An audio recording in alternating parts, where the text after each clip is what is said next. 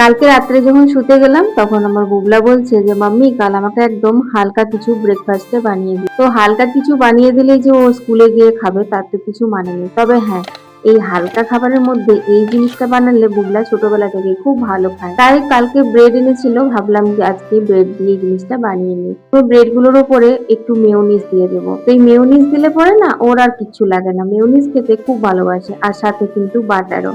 কিন্তু এখন বাটারটা দিলাম না। যাই হোক, মেয়োনিজ দেওয়ার পর দিয়ে দিলাম শেজওয়ান সস। শেজওয়ান সসটা দিলে একটু পিজা পিজা ভাব আছে, জানো তো। তোমাদের কাছে যদি চিজ থাকে তোমরা কিন্তু এর মধ্যে চিজটাও গ্রেট করে দিতে পারো, কিন্তু এখন প্রেজেন্ট আমার কাছে নেই চিজ, তাই চিজটা আমি দিলাম না। তারপরে কিছুগুলো শসা কুচি দিলাম, অল্প বিট নুন গোলমরিচ গুঁড়ো ছিটিয়ে, আর একটা করে ব্রেড ঢাকা দিয়ে দিলাম। আজকে ব্রেড স্যান্ডউইচ বানাবো, তোমরা একে চিজ দিয়ে ব্রেড পিজাও করে নিতে পারো। চিজ দিলেই কিন্তু এটা পুরো পিৎজার মতোই খেতে লাগে। যাই হোক, একটু বাটার বুলিয়ে এপিট উপিট করে ভালো করে সেঁকে নিয়েছি, দেখো খুব ভালো হয় গো খেতে। এটা টমেটো কেচাপ দিয়ে দাও বা এরকম নর্মালিও খাওয়া যায়। বুগলা আমাদের যেহেতু টমেটো কেচাপটা খেতে পছন্দ করে না তাই দিলাম না। তো চলো আজকে ব্রেকফাস্টটা সাজিয়ে নিই। প্রত্যেকদিন না সকালবেলাতে ভারী ভারকাম খাবার রান্না করতে করতে হাঁপিয়ে উঠেছিলাম, আজকে এরকম হালকা ফুলকা ব্রেকফাস্ট বানিয়ে আমারও বেশ একটু আরাম পেলাম। মানে হচ্ছে তোমাদের একটু কমেন্ট করলাম, তোমাদের কমেন্টের একটু রিপ্লাই দিলাম, এইসব কাজগুলো করে নিলাম। তো যাই হোক, চলো এখন ছেলেকে স্কুলে দিয়ে আসি।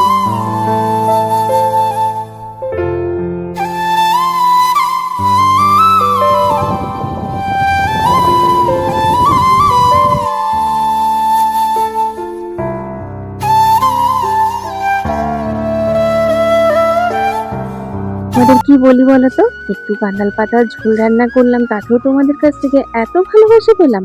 আর তোমাদের এই ভালোবাসাতে কিন্তু দিন দিন তোমাদের অর্পিতার সাহস বেড়েই চলেছে।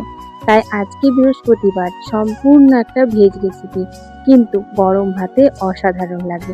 বেসনের মধ্যে নুন হলুদ আর কালো জিরে দিলাম, তারপর জল দিয়ে বেসনটা গোলার মতো করে তৈরি করে সর্ষের তেলে বড়া ভেজে নিচ্ছি।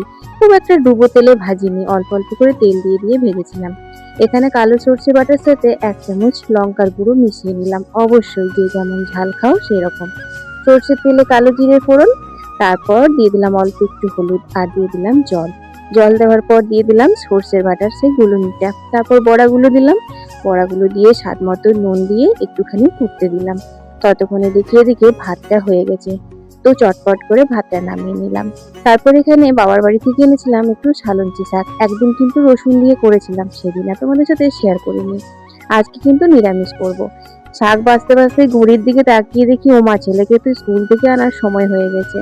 চট জলদি এলাম, এসে আবার দৌড়ে ঝাঁপিয়ে ছেলেকে স্কুল থেকে বাড়ি নিয়ে গেলাম। অবশ্য ভিডিও দেখে তোমরা মনে করছো ছেলেই আমাকে বাড়ি নিয়ে আসছে, হ্যাঁ গো হ্যাঁ, ওর সাথে কথা হয়েছিল জানো তো, যে স্কুলে পৌঁছাবার সময় ও আমাকে বসিয়ে নিয়ে যাবে আর স্কুল থেকে আনার সময় আমি ওকে বসিয়ে নিয়ে আসবো। কিন্তু একদিনও আমাকে চালাতে দিচ্ছে না, তুমি বসো আমি চালাবো। বৃহস্পতিবারের লাঞ্চে ছিল শুক্তো, সালঞ্চি শাক ভাজা, তিলের বড়া, লেবু নুন, আর ছিল আমার বড়ার ঝাল। ভালোই খেয়েছিলাম বুঝলে, খেয়ে দিয়ে একটা ঘুম দিয়েছিলাম, তারপর এখন সন্ধে দিয়ে নিচ্ছি। গল্প এখনো অনেক বাকি, বাকি কথা কাল হবে। সবাই ভালো থেকো কিন্তু।